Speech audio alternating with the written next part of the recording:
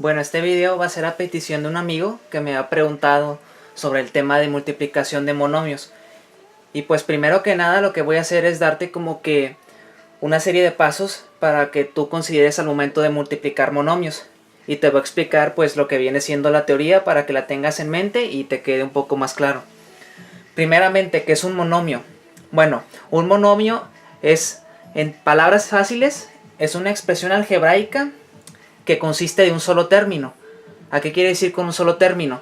Un solo término se refiere a que no hay nada que lo esté sumando o que lo esté restando. Las únicas operaciones involucradas va a ser la multiplicación o la división.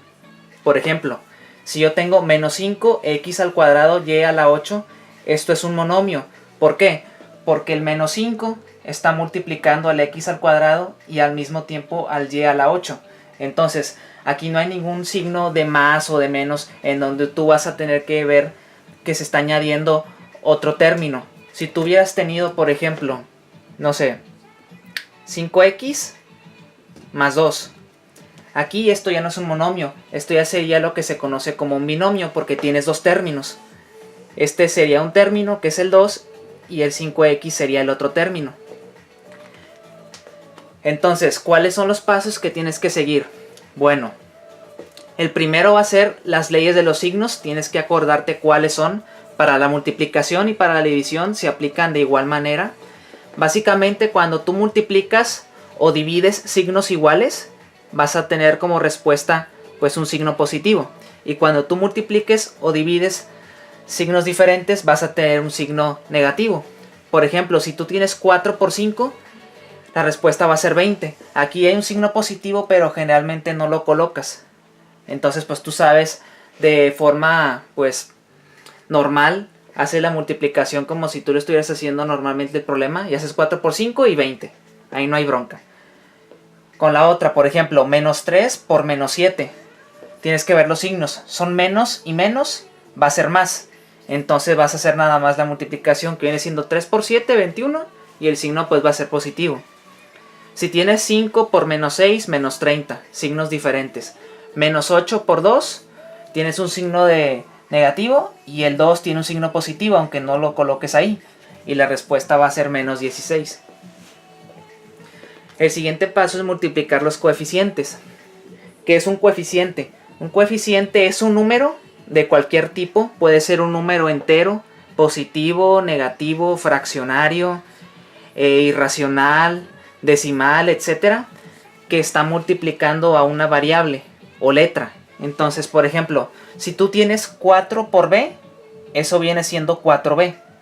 Y esto que está aquí, el 4b, eso representa pues el monomio, porque es un solo término y se están multiplicando entre sí, el 4 y la b.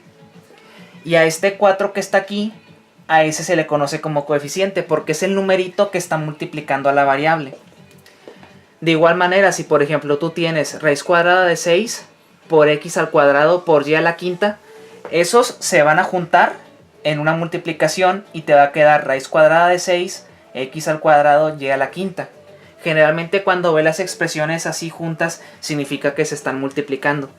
Y en este caso pues la raíz cuadrada de 6 viene siendo el coeficiente, porque esta raíz cuadrada de 6 está multiplicando estas dos variables, la x y la y.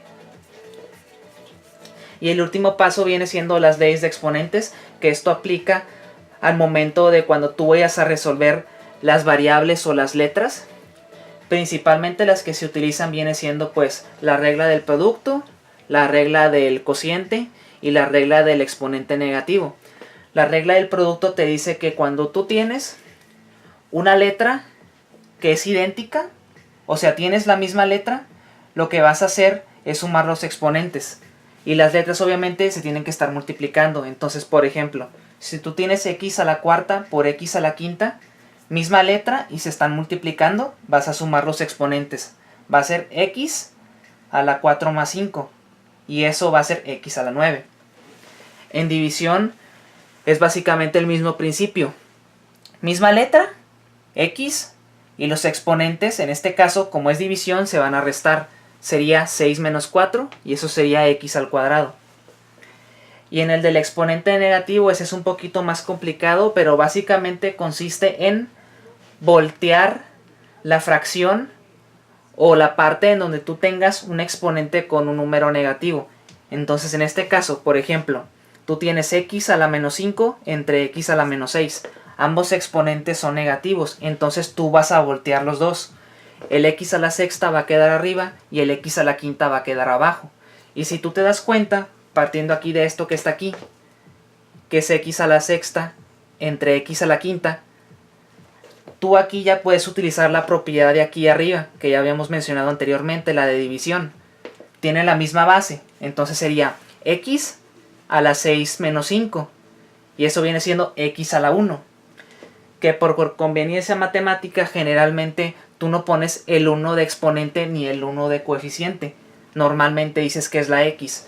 Entonces, en resumen, si tú también tienes, por ejemplo, no sé, una x así solita, esa x por sí solita a fuerza siempre va a tener un 1 de exponente y un 1 de coeficiente, aunque no lo veas.